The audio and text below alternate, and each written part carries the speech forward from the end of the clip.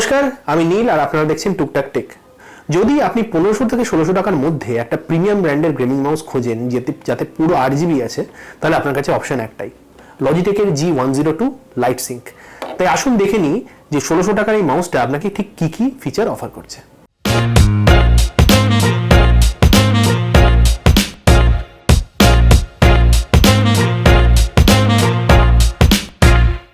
এক কথায় বললে 1500 থেকে 1600 টাকায় লজিটেক G102 আপনাকে যা যা ফিচার দেয় তাতে এর জুড়িদার একটা খুঁজে পাওয়া কিন্তু বেশ কঠিন। তাই আসুন দেখে নিই এর কি ভালো আর কি খারাপ। সবার আগে দেখে নিই এর ওজন কত। তার বাদ দিয়ে এর ওজন হচ্ছে 86 গ্রাম এবং উপর থেকে যদি মাউসটার বহিরাকৃতি আপনি দেখেন তাহলে বুঝতে পারবেন এটা একটা সব্যসাচী বা অ্যাম্বিডেক্সট্রাস মাউস, অর্থাৎ বাঁ এবং ডান দু হাতে এটা ব্যবহার করা সম্ভব।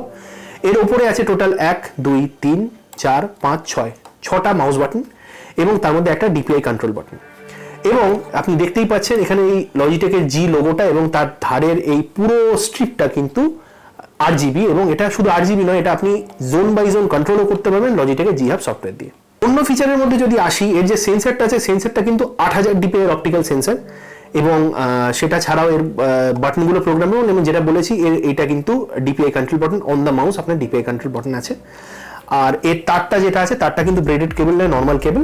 এবং এই মোটামুটি এর লজিটেকের এই G102 ফিচার সেট। সুতরাং এই মাউসের ভালো লিস্টে অনেক কিছু আছে, প্রোগ্রামেবল 8GB, 8000 ডিপিআই সেন্সার, তারপরে তারটাও যথেষ্ট লম্বা গেমিং মাউস হিসেবে।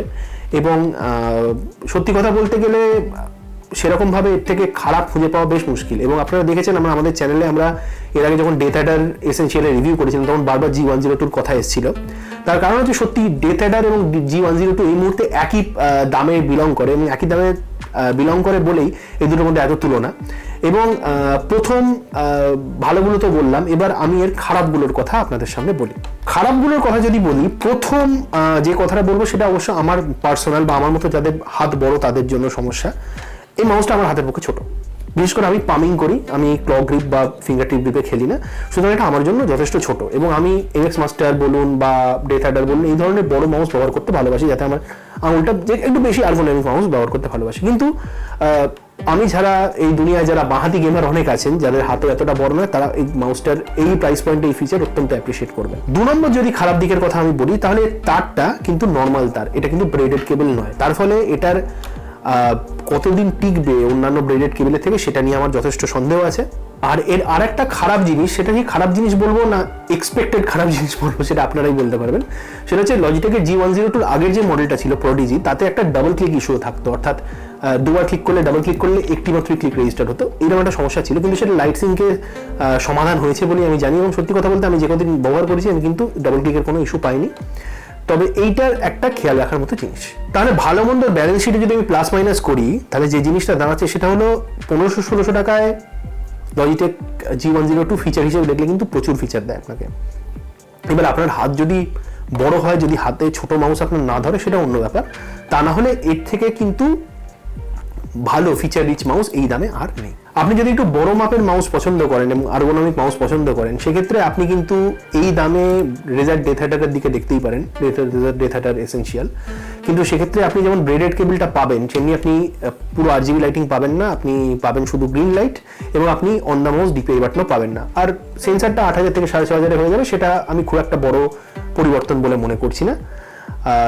তবে আমি বললাম তো, দুটোর যদি মধ্যে আমি কম্পেয়ার করি, তাহলে আমার মনে হয় যে ডেথঅ্যাডারের থেকে লজিটেক G102 দিকে পাল্লাটা একটু বেশি ভারী থাকে। তবে সেটা আপনি নিজেও ডিসাইড করতে পারেন, আমাদের ডেথঅ্যাডারের রিভিউটা দেখে নিন, এই ওপরের কার্ডে দেওয়া আছে। তবে ডেথঅ্যাডারের কথা যখন উঠলো, রেজার এবং লজিটেকের তুলনার কথা যখন চলেই আসে, তখন একটা কথা আমি বলতে বাধ্য হবো, সেটা হচ্ছে লজিটেকের জি হাব কিন্তু রেজারের সিন্যাপস এবং রেজার সেন্ট্রালের থেকে অনেক অনেক বেশি স্টেবল এবং অনেক বেশি ফিচারও অফার করে। তবে যদি আপনি রেজারের মাউস ব্যবহার করেন, সেক্ষেত্রে আপনি সিন্যাপস ছাড়া কিছু ব্যবহার করার উপায় নেই। কিন্তু লজিটেকের জি হাব ইটসেলফ কিন্তু অনেক বেশি স্টেবল এবং অনেক বেশি ফিচার আপনাকে অফার করে। তাই আজকে আমাদের এই বাজেট মাউসের রিভিউ এই পর্যন্তই। যদি ভিডিওটা ভালো লাগে অবশ্যই লাইক করুন, শেয়ার করে দিন কেউ যারা সস্তায় গেমিং মাউস কিনতে চান তাদের মধ্যে, আপনার গেমিং কমিউনিটিতে।